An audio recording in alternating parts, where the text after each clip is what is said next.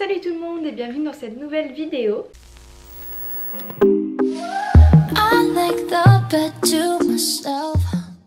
Donc aujourd'hui on se retrouve pour parler de mon bilan de fertilité. Donc pour celles qui ne sont pas au courant, je vous invite à aller regarder les précédentes vidéos que je vous mettrai juste ici. Si vous n'avez pas vu les précédentes vidéos, vous allez absolument rien comprendre. Je vais vous faire un petit débrief pour celles qui auraient la flemme de regarder les anciennes vidéos, mais bon ça serait un peu bête quoi. Pour celles qui du coup ne me connaissent pas du tout, je suis en essai bébé depuis maintenant 1 an. Je suis tombée enceinte 3 mois après le début des essais bébés. Donc voilà, donc tout se passait bien, mais j'ai malheureusement fait une fausse couche. Je suis après du coup retombée enceinte une nouvelle fois, le cycle suivant en fait la fausse couche, mais malheureusement j'ai également refait une fausse couche au même stade de grossesse à peu près. Voilà, et donc depuis j'attends toujours, voilà, du coup ça fait très longtemps, ça fait quoi, 10 mois je crois? Moi je sais plus. Bref, ça fait super longtemps. Pour vous expliquer carrément, je ne compte même plus les cycles, je compte même plus les mois parce que je suis... voilà.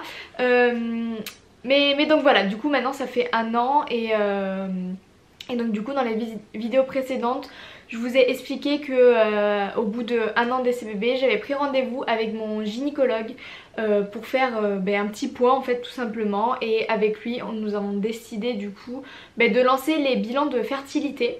Voilà, donc de base on avait un bilan de fertilité à faire pour voir pour voir ce qu'il advient du coup de notre fertilité, que ce soit pour moi ou pour mon copain. Sauf que du coup mon copain a eu un problème de santé, je vous ai expliqué ça aussi dans les vidéos précédentes, mais j'ai été un peu vague sur ce sujet parce que c'est quelque chose qui nous regarde à nous et on n'avait pas forcément envie d'en parler. Bon enfin bref, il avait un problème...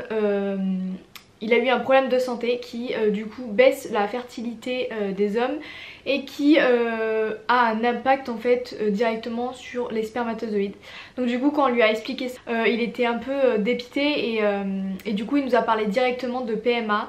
Il nous a dit qu'on allait commencer le parcours PMA en fait. Pour commencer tous les examens, parce qu'en fait c'est des examens qui sont prescrits à date fixe en fait, on peut pas les faire quand on veut en fait. Le premier examen que j'ai eu c'était du coup à J3, j'ai dû retourner, du coup j'ai dû attendre le premier jour de mes règles, et le premier jour de mes règles j'ai dû appeler mon gynécologue pour qu'on prenne rendez-vous pour du coup cet examen là. Du coup je suis allée au 3e jour de mon cycle du coup pour faire un comptage folliculaire, je crois que ça se dit comme ça, je suis pas bien sûre. Mais en gros c'est pour faire une échographie, donc une endovaginale. Et en gros c'est pour compter le nombre de follicules que j'ai à l'intérieur de mes ovaires en fait, pour voir si tout va bien, si j'ai pas de problème en particulier et si j'ai une bonne réserve ovarienne en fait. Et en fait cet écho là doit être du coup en parallèle avec une prise de sang. Et donc du coup je suis du coup allée à mon rendez-vous, on a fait du coup l'échographie et tout allait bien. Et au niveau des follicules il n'y avait pas de soucis, voilà, j'avais je sais plus combien j'avais de follicules, mais j'avais par exemple je crois 14 follicules à droite et plus d'une dizaine à gauche. Enfin voilà, un truc comme ça. Et il avait dit que bon c'était pas mal, j'avais pas de kyste donc pas de soucis, et que ça avait l'air pas mal du coup, que j'avais un bon nombre de follicules en gros. Et donc du coup je suis ressortie de cette consultation avec une ordonnance pour une prise de sang que j'ai dû faire directement après. Donc du coup en fait c'est une prise de sang hormonale en fait. Donc du coup je vais vous dire les résultats. Donc du coup j'ai fait une prise de sang de LH, de FSH, une prise de sang également pour l'estradiol. Voilà, c'est un mot très compliqué. Et j'ai fait également une prise de sang pour voir la AMH. Donc du coup la LH c'est l'hormone pour l'ovulation en gros. Et en fait c'est bien de faire une prise de sang en fait, c'est pour voir si on a les ovaires polykystiques. Je crois que ça se dit comme ça. Désolée si je l'ai mal dit. Mais en gros voilà, on voit la LH et en fait la LH doit être comparée à du coup la FSH. Du coup en comparant les deux, c'est comme ça qu'on peut voir si oui ou non on a les ovaires polykystiques. Donc voilà, donc du coup moi la LH j'étais à 3,6. Et en gros la norme est entre 1,8 et 11,8. Donc j'étais un petit peu bas mais voilà, rien de... Enfin voilà, et j'étais dans les normes donc il n'y avait pas de souci à ce niveau là. Ensuite la FSH, du coup j'étais à 6,7 et la norme c'est entre 3 et 8. Donc du coup là j'étais également dans la norme et en fait du coup je n'ai pas les ovaires polykystiques. Bon, déjà de base je n'avais pas de symptômes qui auraient pu me faire penser que oui. Mais en gros pour vous expliquer, pour celles qui ne le savent pas, en gros on voit quand on a des ovaires polykystiques en fait la LH est beaucoup plus élevée que la FSH. En fait il faut que on va dire dans les normes entre guillemets, il faut que la FSH soit du coup plus haute que la LH. Du coup estradiol j'ai eu 33 et la norme c'est entre 21 et 251. Donc voilà, j'étais dans la moyenne basse on va dire, mais il n'y avait pas de problème et je vous avoue que ça, je ne sais absolument pas à quoi ça sert. Je ne sais absolument pas pourquoi c'est en fait, mais bon voilà, visiblement il n'y a pas de souci à ce niveau là. Là vient le couac, parce qu'il faut bien qu'il y ait un petit problème en gros. Du coup la prise de sang AMH, donc du coup pour vous expliquer c'est en gros pour voir la réserve ovarienne et pour voir l'âge de vos ovaires en fait. Et du coup là c'est par rapport à votre âge en fait. Vous avez du coup un tableau avec votre âge et les moyennes en fait, et on vous donne votre chiffre et en gros vous voyez par rapport à votre âge. Mais donc du coup moi j'avais 1,98 voilà, et du coup par rapport à mon âge j'étais vraiment dans les moyennes très très basses, parce que pour vous dire j'aurais dû la moyenne pour mon âge est de 4 et la plus basse est de 1,52. Donc en fait il faut pas être à moins de 1,52, mais en gros pour mon âge il faut être dans la moyenne quoi. Et donc du coup pour vous dire voilà j'étais vraiment à la limite, et du coup ça voulait dire en fait que j'avais un problème à ce niveau là. Donc en fait pour vous expliquer on va faire court hein, clairement. Du coup j'ai 21 ans et mes ovaires en 40 ans. Voilà, après vous allez sur internet et vous mettez du coup votre taux, votre âge etc. Et de là en fait ils vont vous calculer l'âge qu'ont vos ovaires. La prise de sang a du coup révélé que mes ovaires étaient un petit peu feignants et qu'ils avaient du mal à travailler en gros, voilà. Juste après ce rendez-vous là et du coup cette prise de sang là, du coup j'ai contacté pour faire du coup une hystérosalpingographie, aussi appelée par son nom simple hystéro. Du coup entre temps mon copain prend aussi rendez-vous pour son spermogramme. Donc lui il avait spermogramme, spermoculture et TMS comme je vous avais expliqué dans la vidéo précédente. Donc il va à son examen, franchement tout se passe bien. Il n'était pas tant stressé que ça. Et du coup on a reçu les examens super rapidement. Il a fait l'examen au centre de PMA de Bordeaux. Et franchement si vous êtes dans la région bordelaise ou à côté, franchement allez là-bas. Déjà pour prendre un rendez-vous ça a été super rapide. Il a eu un rendez-vous en une semaine, 2 semaines d'attente en fait avant d'avoir le rendez-vous. Et c'est rien du tout quand je vois certaines filles qui me disent qu'elles attendent 3, 4, 5 mois avant d'avoir une place pour un spermogramme. Voilà, si vous êtes de la région bordelaise, eh bien, je vous conseille d'aller au centre de PMA de Bordeaux. Et surtout on a reçu du coup les résultats de l'examen 3-4 jours après avoir fait l'examen, alors que la moyenne c'est à peu près 2 semaines. Il y en a qui mettent même 1 mois avant de recevoir les résultats. Et nous on a été super surpris de voir que 4 jours après, dans sa boîte mail il avait déjà les résultats. Du coup j'ai le spermogramme sous les yeux et je vais vous expliquer un peu tout. Comme ça vous allez voir comment aussi ça se passe, comment les résultats sont, et vous expliquer un peu. Dans un premier temps ils ont regardé s'il n'y avait pas de bactéries directement dans son sperme, s'il n'avait pas de maladie dans son sperme, etc. Donc du coup pour toutes les maladies qu'il y a, franchement je vous explique même pas tout le nombre de maladies qu'ils ont regardé. Je pourrais même pas tout vous expliquer parce qu'il y en a tellement. Mais en gros dans toutes les maladies et dans toutes les bactéries il a tout négatif, donc il a aucune bactérie et aucune maladie dans son sperme en gros. Après vous avez la fiche classique d'un spermogramme. Ensuite du coup il y a un tableau avec l'heure en gros. Je vous afficherai un exemple. 1 heure après l'éjaculation, 3 heures après l'éjaculation, 5 heures, voilà. Et du coup il y a les spermatozoïdes progressifs, les non progressifs et les immobiles. Donc là pour les progressifs il avait 48% de progressifs, donc ce qui est un très très bon résultat. Donc il avait beaucoup de spermatozoïdes progressifs qui avançaient en gros tout simplement. Il avait 7% de non progressif, donc de spermatozoïdes qui stagnaient et qui avançaient pas trop en gros. Et il avait 45% de spermatozoïdes immobiles. Donc là c'était pas foufou, mais dans les moyennes on est déjà pas mal en fait, vraiment. Là jusqu'ici du coup tout va bien. Il avait aussi du coup 87% de formes vivantes, donc ce qui est un très très bon résultat. Donc ça veut dire qu'il avait 87% de spermatozoïdes qui étaient vivants en gros. Donc ce qui est un très bon résultat. Et là, vous allez me dire, bah tout va bien. Sauf que là, nous allons déchanter. Donc ensuite, il y a du coup là, il regarde en gros les formes typiques, les formes anormales, enfin voilà. Il avait que 5% de formes typiques. Ce qui est pas du tout, enfin ce qui est pas beaucoup en gros. Il avait pas forcément beaucoup en fait il avait beaucoup de spermatozoïdes, mais il avait pas beaucoup qui étaient normaux en fait.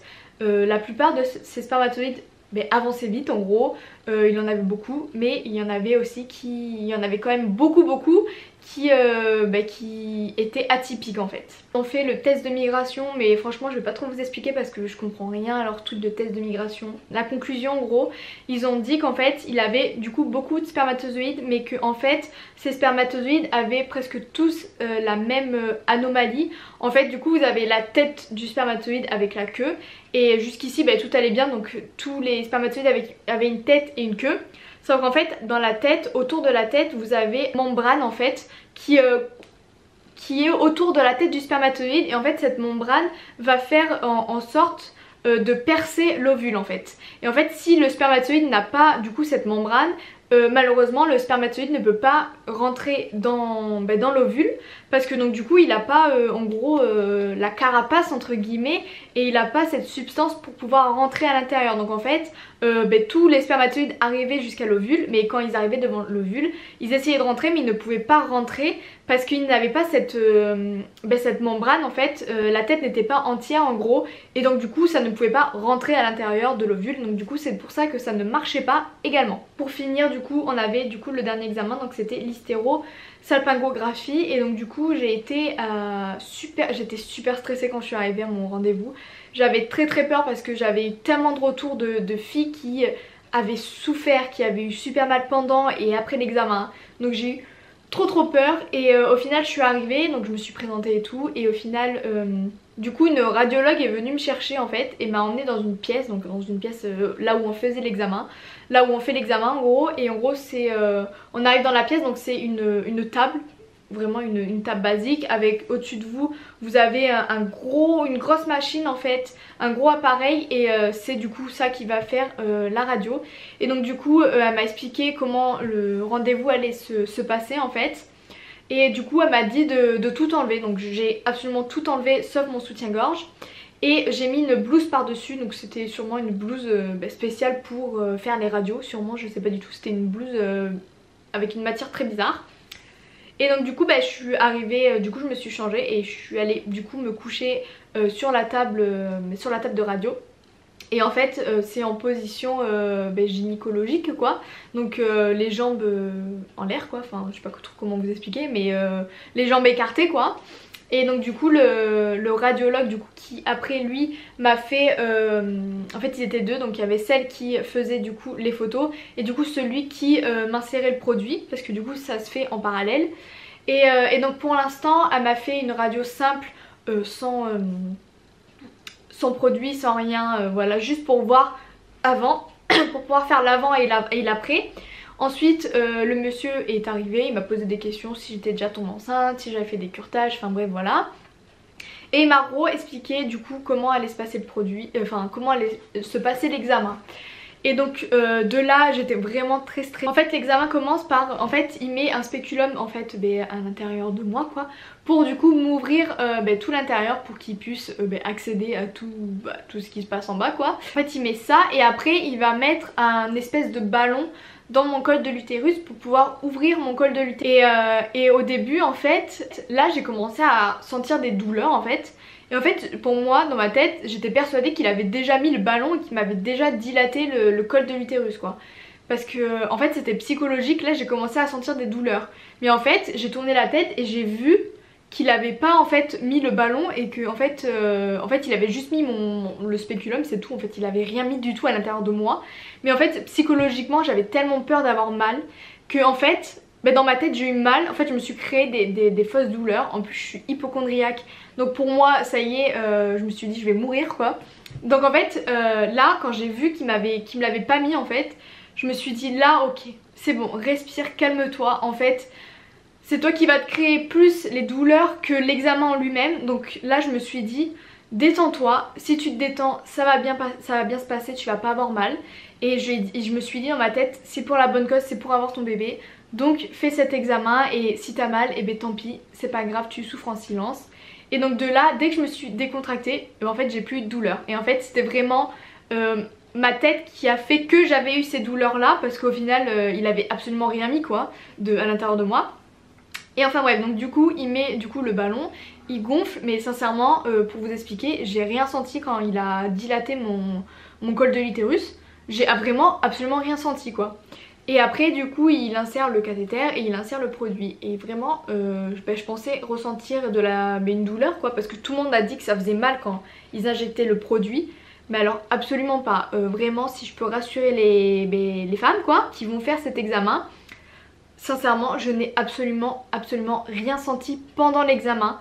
Mais vraiment quand je vous dis rien senti c'est rien. Moi j'étais peinard comme ça sur ma table. Bon c'était pas forcément agréable dans le sens où j'étais plus gênée d'être toute nue comme ça, étalée avec un homme devant moi, l'autre qui est en train de prendre des photos et qui me disait de faire 10 000 positions et tout, parce que donc du coup cet examen il faut faire plusieurs positions pour voir les angles de vue de l'utérus et voir comment du coup le produit se diffuse etc. Mais en fait j'étais plus gênée en fait de m'exposer comme ça sur une table toute nue que la douleur de l'examen. Franchement j'ai absolument rien senti mais du tout. Et donc du coup l'examen se passe nickel. Franchement ça a même pas je pense que ça a même pas duré 5 minutes. Vraiment pour vous dire ça a même pas duré 5 minutes. Et c'est super drôle parce qu'en fait moi dans ma tête je me suis dit ok il met ce produit mais comment il va sortir. Enfin j'avais une idée de comment il allait sortir, je me doute hein, après avoir fait l'amour ça descend comme voilà, donc je me suis dit c'est sûr ça va couler. Mais je me suis dit en combien de temps ça va couler quoi. Enfin voilà j'ai eu un petit peu angoissée sur est-ce que tout va sortir ou pas. Et en fait c'est vraiment... ça a été le moment le plus gênant de ma vie je crois. J'avais l'impression d'être je sais pas incontinente ou un truc comme ça. Mais en fait quand il a sorti le cathéter et en fait il a sorti tout ce qu'il y avait à l'intérieur de moi en fait. Il a sorti spéculum et en fait quand il a sorti... c'est trop bizarre mais en fait j'ai senti genre une pression, genre j'ai senti tout descendre. Et en fait là je me suis sentie mouillée, mais totalement mouillée. J'avais l'impression d'avoir fait pipi sur moi quoi carrément. Et en fait c'est tout le liquide qu'il y avait à l'intérieur quand il a enlevé le spéculum. Et en fait il y a tout qui est sorti, genre comme un jet. En fait il y a un jet d'eau qui est sorti quoi, il y a tout le produit qui est sorti d'un coup. Et ça a été si gênant parce que vraiment c'est une sensation, ça a été une sensation trop bizarre. J'avais l'impression de me faire pipi dessus mais sincèrement. Et de là, et ben donc du coup il a commencé à me nettoyer et je me sentais trop gênée, j'étais là mais j'ai l'impression d'être une petite vieille qui s'est fait dessus et en fait que quelqu'un, que genre j'arrive pas à être maître de mes actes en fait. Et en fait il était en train de me nettoyer et j'étais là, dans ma tête j'étais là mais je peux le faire parce que là c'est vraiment gênant qu'il me nettoie comme ça là avec parce que j'avais plein de produits en fait. Et il me nettoyait tout et j'étais trop gênée vraiment. Et du coup il part pour voir du coup les résultats, les clichés et tout. Et donc du coup après celle qui prenait les photos est revenue me voir et m'a elle aussi nettoyée. Et j'étais là mais ça va jamais se terminer. Vraiment dans ma tête j'étais là mais je préfère me nettoyer moi-même qu'on me nettoie. Enfin je me sentais vraiment gênée pour moi et pour eux en fait. J'étais là mais c'est pas votre métier de me nettoyer en fait. Je suis pas... je peux me le faire moi-même en fait. Après elle m'a dit allez vous rhabiller. Vous nettoyer du coup parce que pour finir de me nettoyer bien parce que du coup ça avait un petit peu partout et forcément il y avait des endroits qui ne pouvaient pas atteindre quoi. Et donc du coup voilà je suis partie me nettoyer et me rhabiller et elle m'avait dit ensuite de revenir dans la salle et de marcher quelques minutes en fait histoire que le produit se diffuse bien et s'évacue bien. En fait j'avais déjà évacué presque la totalité mais il y a toujours un peu de produit et il faut que ça s'évacue dans le corps et voilà. Et ensuite après quelques minutes où je marchais comme une grosse mongole à faire des tours comme ça, et elle qui me regardait en train de marcher, j'étais là non mais vraiment cet examen c'est vraiment improbable quoi ce qui vient de se passer. En gros je suis remontée sur la table et j'ai refait un cliché pour voir si le produit était bien diffusé et que je n'avais plus de produit à l'intérieur. De là après je suis retournée en salle d'attente et ensuite le médecin est venu me voir en fait du coup pour m'expliquer du coup les résultats et du coup il m'a expliqué que tout allait bien, que aucune trompe n'était bouchée, qu'elles étaient bien perméables, elles avaient une taille normale, qu'elles avaient une forme normale, mais par contre il m'a dit que j'avais un utérus rétroversé, je crois que ça se dit comme ça, et qu'il penchait sur la droite il me semble. En gros il était incliné vers la droite et vers l'arrière. Mais après il a dit il n'y a aucun problème pour avoir une grossesse, pour accoucher, enfin voilà. Il n'y a absolument aucun souci là-dessus, il y a beaucoup, enfin il y a énormément de femmes qui ont ce même utérus quoi. Et il a dit qu'il n'y avait pas forcément de problème et que tout allait bien et que je pouvais repartir quoi. Donc du coup je suis repartie très rassurée et j'étais vraiment contente que de ce côté là tout aille bien enfin en fait. Et après direct après l'examen j'ai pris un space-fond juste histoire que n'y ait pas, que j'ai pas de douleur après. Mais sincèrement j'aurais pu m'en passer en fait. J'ai vraiment eu aucune douleur après toute la journée, j'ai fait ma journée tranquille. Normalement le seul truc qui était un peu gênant entre guillemets, un protège-slip en fait parce que toute la journée je continuais quand même à perdre un peu du liquide parce que forcément il en reste et au fur et à mesure ça va partir. Donc voilà, c'était juste le côté un petit peu gênant ce qui s'est passé après l'examen. Mais vraiment j'ai eu aucune douleur. Suite à tous ces examens là, j'ai du coup pris rendez-vous avec mon gynécologue. Sauf que du coup vu que je partais en vacances et que je voulais absolument pas attendre, j'ai pris rendez-vous directement en visio. Donc j'ai fait une visio pendant mes vacances où du coup j'avais transféré tous mes examens, tous les résultats et mes examens à mon gynécologue. Et donc du coup lui m'a fait son compte rendu. Donc par rapport à moi, donc du coup tout allait bien niveau trompe et tout, comme l'autre médecin m'avait dit. Et par rapport à ma prise de sang, donc il avait dit que du coup mes ovaires étaient feignants, mais qu'il n'y avait absolument pas de quoi s'inquiéter. Et dans l'ensemble, il m'a dit que tout allait bien, que mes autres taux étaient super bien. Et que voilà, le seul truc qui me faisait peur moi c'était par rapport à mes ovaires. Et il m'a dit que par rapport du coup au nombre de follicules et par rapport au taux que j'avais, que c'était vraiment pas préoccupant et que avec une stimulation ça va marcher comme sur des roulettes en gros. Voilà, qu'il n'y avait vraiment pas de soucis de mon côté du coup, enfin pas de soucis, que mes ovaires étaient feignants mais que c'était pas bien grave quoi. Et du coup par rapport à mon copain, donc là aussi on avait très peur par rapport aux formes atypiques que les spermatozoïdes avaient. Et donc du coup en fait il nous a rassurés totalement, il nous a dit que oui il y avait beaucoup de formes atypiques, mais en fait mon copain il a une énorme quantité de spermatozoïdes qui fait que donc du coup en comparaison c'est pas forcément grave qu'il ait que 5% de forme typique parce que il a tellement de spermatozoïdes que en fait c'est pas du tout préoccupant le fait de pas avoir forcément beaucoup de spermatozoïdes. Et donc du coup il a dit que toutes les formes de PMA qui étaient possibles, donc stimulation simple, stimulation ovarienne simple, insémination, FIV, les deux sortes de FIV, tout était possible avec nos examens, tout était possible, donc on pouvait absolument tout faire en PMA. Et donc du coup c'était vraiment rassurant parce que nous on a eu très peur de voir qu'en gros il avait pas forcément beaucoup de formes typiques parce qu'il avait que 5% de formes typiques et au bout de moins de 4 formes typiques on parle de vraiment presque stérilité. Donc franchement on a eu vraiment peur, mais il nous a vraiment rassurés en nous disant qu'en gros il avait tellement de spermatozoïdes que c'était vraiment 5% sur tout le nombre de spermatozoïdes qu'il a. Franchement ça fait un nombre incalculable de spermatozoïdes qui sont potentiels pour féconder une ovule. Donc il n'y avait pas forcément de problème là-dessus.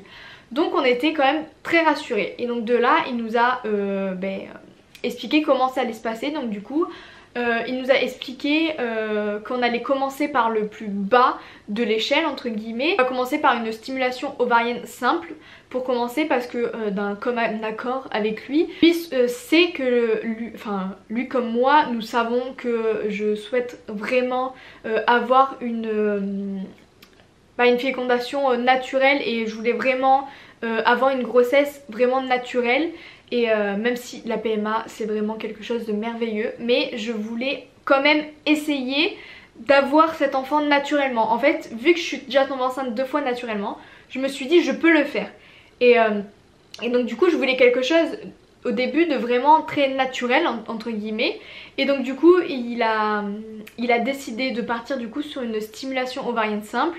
Donc pour vous expliquer vite fait, en gros c'est des piqûres qu'on va faire en gros tous les jours au début du cycle pour en gros stimuler mes ovaires et afin que mes ovules du coup arrivent à maturation et arrivent à bonne taille, étant donné que moi mes ovaires ils travaillent un peu en mode j'ai envie de travailler mais sans avoir envie de travailler. Donc du coup mes ovules n'arrivent pas forcément à maturation et donc du coup la stimulation va faire que je vais avoir une ovulation de qualité en gros. Et donc du coup voilà, il a dit qu'on allait commencer par ça et que si jamais ça ne marche pas, que ensuite on essaierait les inséminations et que ensuite si ça ne marchait pas on allait commencer les FIV. Voilà, mais il m'a clairement dit qu'il n'y avait pas de raison que même la stimulation simple ça ne marche pas, ou que même l'insémination, il a dit que l'insémination vu nos résultats ça serait une réussite dès les premiers essais en gros. Donc voilà, il nous a quand même rassurés et du coup vu que c'est compliqué pour moi de commencer maintenant la stimulation parce que je pars en vacances au mois d'août avec le travail etc, pour l'instant j'aurais pas pu commencer la stimulation et il m'a dit que l'été il préférait ne rien faire parce que inconsciemment les femmes arrivent plus à tomber enceinte l'été parce qu'il fait beau, parce qu'il y a le soleil, parce qu'on sort, il y a les vacances etc. Donc il m'a dit que du coup on commencerait la stimulation ovarienne à partir de septembre. Donc du coup j'ai pris rendez-vous pour fin août pour du coup avoir pour commencer mon cycle de septembre avec la stimulation ovarienne. Mais donc voilà, pour vous expliquer, en gros j'ai 2 cycles où je peux tomber enceinte naturellement du coup. Voilà, franchement j'ai vraiment pas d'espoir et voilà, moi je suis partie dans l'optique que j'allais rentrer en PMA et que ça allait se faire comme ça. Et donc voilà, après si ça arrive naturellement avant, je serai la plus heureuse du monde. Si ça arrive pas, c'est pas grave, hein, on essaiera autre chose.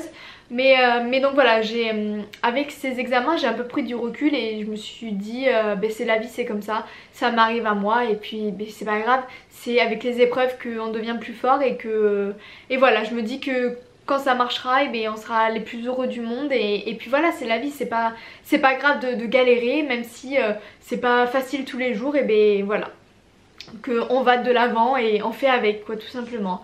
Donc voilà, du coup on va se retrouver du coup en septembre pour la suite de mes essais bébés. Donc du coup il y aura forcément une pause dans les vidéos essais bébés parce que du coup je reprendrai mes vidéos et du coup je reprendrai mes vidéos essais bébés qu'à partir de septembre.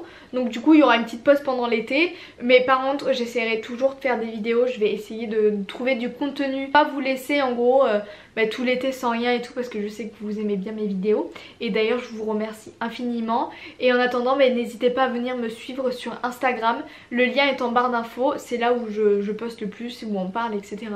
Donc n'hésitez pas, voilà, si jamais il n'y a pas de vidéo pendant longtemps, sachez que je suis sur Instagram et que je vous partage toute ma vie en gros. Cette vidéo est maintenant terminée. J'espère qu'elle vous a plu, n'hésitez pas du coup à me rejoindre sur Instagram et sur mon groupe Facebook.